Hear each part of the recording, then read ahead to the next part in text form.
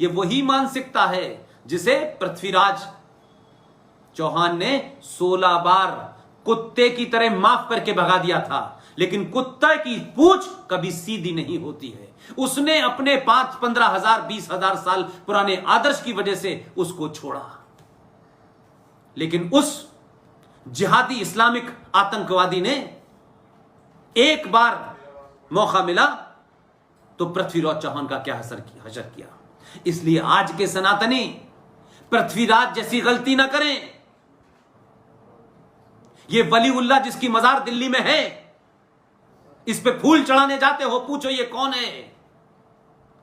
ये जो इस देश में पीर फकीर के नाम से, सूफी के नाम से जो भी बादशाह आया वो एक सूफी साथ लेके आया कि हम तलवार से कन्वर्ट करेंगे, और तलवार से नहीं हुए तो तुम पीर फकीर के नाम से करना, मौला रे मौला के नाम से करना, ये कव्वालियों के नाम से करना, ये साझा विरासत, ये गंगा जमुना तहजीब, ये झूठ के पाखंड करना। पिछले 2000 साल में कोई मुझे ऐसी नस्ल नहीं मिलती जब हम ये कहें कि ये साझा हमारी विरासत है। कौन सी विरासत है? जिसमें मुगलों का एक बादशाह रोज ब्राह्मणों के जिस्म पे जो जनेऊ होता था उसको तोलता था कि आज कितने कत्ल किए गए। ये साझा विरासत है। ये मुरादाबाद, ये बेरठ, ये मलियाना, ये रामपुर, ये साझा विरासत है। 2014 से 2020 के बीच में 106 हिंदुओं को मुसलमानों ने मॉब लिंचिंग में मारा। एक रणनीति के तहत, उस रणनीति को इस्लाम में लो इंटेंसिटी वॉर कहते हैं कि आप बड़े बड़े जो टारगेट हैं उनको मत कीजिए, लेकिन लोकल लेवल पे लोगों में यह डर बना के रखिए कि अगर हमारी बात नहीं मानी तो हम कत्ल कर देंगे। और सत्ता के ऊपर कभी कभी ऐसे दलाल बैठे थे पिछले 70 सालों में कि उन्होंने अपनी सत्ता को बचाए रखने के लिए आज सनातनियों की हत्याएं होने दी। आज हत्या करने की कोशिश करते हैं तो सनातनी समाज जब प्रतिक्रिया देता है तो ये मक्कार क्या करते हैं कि देखिए साहब, इस देश में इंटॉलरेंस बढ़ रही है। ये इंटॉलरेंस नहीं बढ़ रही, ये 1100 साल जो तुमने झूठ बोला, यहां की मां बहनों के साथ बलात्कार किया, आज उनके ओरिजिनल वंशज जब तुम्हारी नियत पे उंगली उठाते हैं तो तुमको लगता है कि हमारे चेहरे पे जो मक्कारी का नकाब पड़ा हुआ है, ये मजारों पे, ये मस्जिद पे, ये गंगा जमुना तहजीब, ये धीरे धीरे उठ रहा है तो तुम्हारे अंदर परेशानी पैदा हो रही है। इसलिए तुम सत्ताओं को बता रहे हो ये हिंदूवादी सत्ता है। ये जो वलीउल्लाह था मक्कार, जिसकी कब्र उखाड़ के फेंक देनी चाहिए, इस गद्दार ने खत लिखा था अहमद शाह अब्दाली को कि भारत में इस्लाम खतरे में है, आप यहां आइए। उसी की राह पे चलता हुआ आधुनिक भारत में, 2020 के भारत में दिल्ली की माइनॉरिटी कमीशन जो है, राज माइनॉरिटी कमीशन का अध्यक्ष जफरुल इस्लाम ने इस्लामिक देशों को चिट्ठी लिखी कि भारत के अंदर हिंदू आतंकवादी ज्यादा बढ़ रहे हैं, आप इन्हें सबक सिखाइए। यह आपके बीच में रहते हैं इसलिए कि उनको पता है कि यहां का हिंदू, यहां का सनातनी, सरकार का काम है, सरकार करेगी, कानून करेगा, पुलिस करेगी, सीआरपीएफ करेगी, हम कुछ नहीं करेंगे। हम फेसबुक पर बैठ करके सरकार को ज्ञान दे देंगे, सरकार को नुक्ताचीनी कर देंगे। मैं ये बात इसलिए कह रहा हूं कि भारत के तमाम राज्यों पे ये बात लागू हो सकती है, लेकिन बलिया के लोगों को कम से कम इसका अनुसरण नहीं करना चाहिए। आज बलिया से एक नहीं हजारों बागियों की जरूरत है। ये बागी इस राष्ट्र को बचाने वाली चीजों पे ज्यादा ध्यान दें।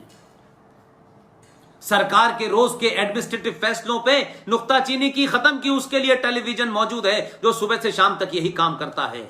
लेकिन अगर आप राष्ट्र को मजबूत करेंगे, सनातन को मजबूत करेंगे, तो ये देश पे सरकार भी मजबूत बार बार होगी, और जो होगी वो बराबर आपकी चिंता करेगी, और आपकी चिंता नहीं करेगी वो इस राष्ट्र की चिंता करेगी। लिहाजा आपको आज ये सवाल उठाना है। मैं ये बात इसलिए कह रहा हूं कि मेरी बातों में कुछ लोग जो जिहादी हैं पूरी दुनिया भर में, वो रोज एक न एक फतवा जारी करते हैं। उनको लगता है कमलेश तिवारी की हत्या हमने कर दी है और ये देश चुप है तो वो हर एक को धमकाएंगे। मैंने तब भी कहा था कि एक नहीं कई हजार करोड़ कमलेश तिवारी पैदा होंगे, यह सिलसिला नहीं रुकेगा। आपने 1000 साल तक जो अत्याचार किया है, जो आजाद भारत में अत्याचार किया है, उसका हिसाब लेने का समय आ गया है। और अगर आप इस ऐतिहासिक गलती को ठीक नहीं करेंगे तो आपका भविष्य सुरक्षित नहीं होगा। आज देखिए ना बंगाल में क्या हो रहा है, कश्मीर में क्या किया, केरल में क्या किया, मालदा में क्या किया, रामपुर मेरठ में क्या हो रहा है। यह आग आपके घर तक आ गई है। पढ़े लिखे नौजवान लोगों से मैंने कहा है, आप इंटेलेक्चुअल आतंकवादियों के खिलाफ चौराहों पे, गलियों में, पुलियों पे, चाय खानों पे इनको घेरिए, इनको बेनकाब करिए। अपने अंदर 1000 साल में आई कमियों और खामियों को दूर कीजिए। ये दोनों काम एक साथ करने हैं। सत्ता का सुख इस जाति और उस जाति को मिले, अगर इस नुक्ते नजर से आप चलेंगे तो मैं समझता हूं ये लड़ाई नहीं लड़ पाएंगे। मेरा आपसे कहना है, आपसे पूछना है कि आखिर इस देश में वंदे मातरम नाम की एक राष्ट्रगान है, उसके ऊपर विवाद होता है। मैं आपके सामने एक तथ्य रखता हूं, अगर आपको ठीक लगे तो इसको चलाइए, कोई इसमें हर्जा नहीं है। तथ्यों पे बात होनी चाहिए। हमारे उस दौर में भी ऐसे बुजुर्ग थे, ऐसे राष्ट्रवादी थे कि वो आपके लिए थोड़ी सी स्पेस छोड़ के गए हैं, लेकिन इन जिहादियों ने और आने वाली सत्ताओं ने इस वोट बैंक की खातिर उन चीजों को बाहर नहीं आने दिया। मेरा और जीडी बख्शी और आर एस सिंह जैसे तमाम लोगों का एक ही काम है कि हम अपनी तरफ से कोई नया तथ्य नहीं देते, हम उन्हीं तथ्यों को उठा करके आपके सामने रखते हैं ताकि आप इंटेलेक्चुअली मजबूत हो, एकेडमिकली मजबूत हो, और जब आप कन्विंस हो जाएं किसी इशू से तो फिर उसके लिए आंदोलन होना चाहिए।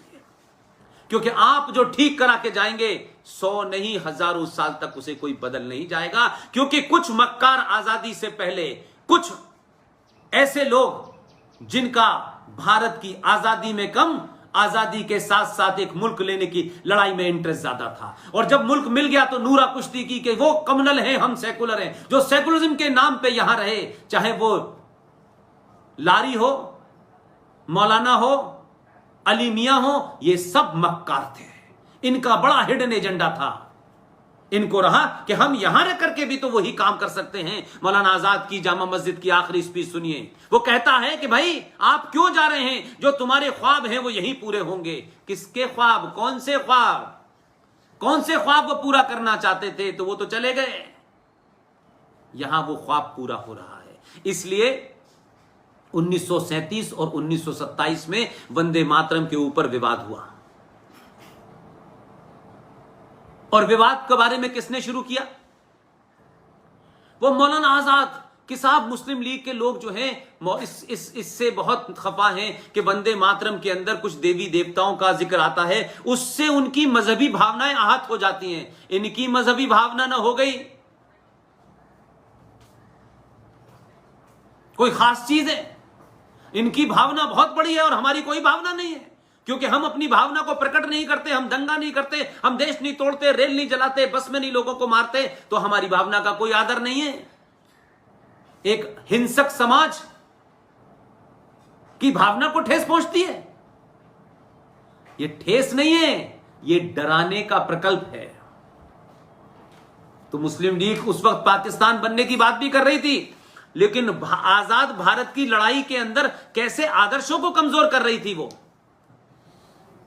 1937-1927 में वंदे मातरम को लेकर विवाद हुआ और कहा गया कि वंदे मातरम पूरा नहीं गाया जा सकता, इसके अंदर देवी देवताओं का जिक्र आता है, मुसलमान का ये तो इस्लाम के खिलाफ है। तो ये देश पता तय करे कि ये इस्लाम के खिलाफ और इस्लाम के सपोर्ट में देश की लड़ाई लड़ी जा रही थी या देश की आजादी के लिए लड़ी जा रही थी। इस्लाम अपने घर पे रखें, इस्लाम का हमसे क्या ले देना, जो इस्लाम को ठेकेदार हैं वो अपने पास जाएं, लेकिन इस्लाम के नाम पे आप देश को नहीं डरा सकते। इस्लाम के नाम पे आप सड़कों पे नमाज नहीं पढ़ सकते। इस्लाम के नाम पे 5 वक्त आप चिल्ला चिल्ला करके लोगों के उनकी नींद खराब नहीं कर सकते। और इतना ही जिनको शौक है इस्लाम का, तो आप इस्लाम का मुल्क ले चुके, आपको चले जाना चाहिए था। आप तो झूठे मक्कार रहे कि 1946 में आपने मुस्लिम लीग को पाकिस्तान बनने के लिए वोट दिया, लेकिन आप गए नहीं। और मक्कारी से आप पूरी मुस्लिम लीग बिहार और उत्तर प्रदेश में जहां सबसे ज्यादा थी, धीरे धीरे समाप्त हो गई और फिर आपने नकाब लगाया और सेकुलरिज्म की आड़ में आप कांग्रेस के अंदर दाखिल हो गए और फिर लगा कि कांग्रेस के साथ भी आपका वो एजेंडा पूरा हो सकता है जो कहीं और नहीं होता, क्योंकि एक तो खुले रूप में हो गया, अब यहां रह के धीरे धीरे एजेंडा पूरा करना है। तो आपने क्या किया? आपने इस देश में इस्लामिक आतंकवादी मुगलों के नाम से सड़कें रखी ताकि यहां की नस्लें, यहां के वंशज, ये सनातनी हमेशा उन सड़कों को देखे और अपने उस दौर को याद करे जब मुगलों ने इस देश में तलवार के जोर पर हिंदुओं का मजहब कन्वर्ट किया था, उन्हें धर्म से बना करके एक मजहबी जुनूनी जिहादी मजहब में कन्वर्ट कर दिया था।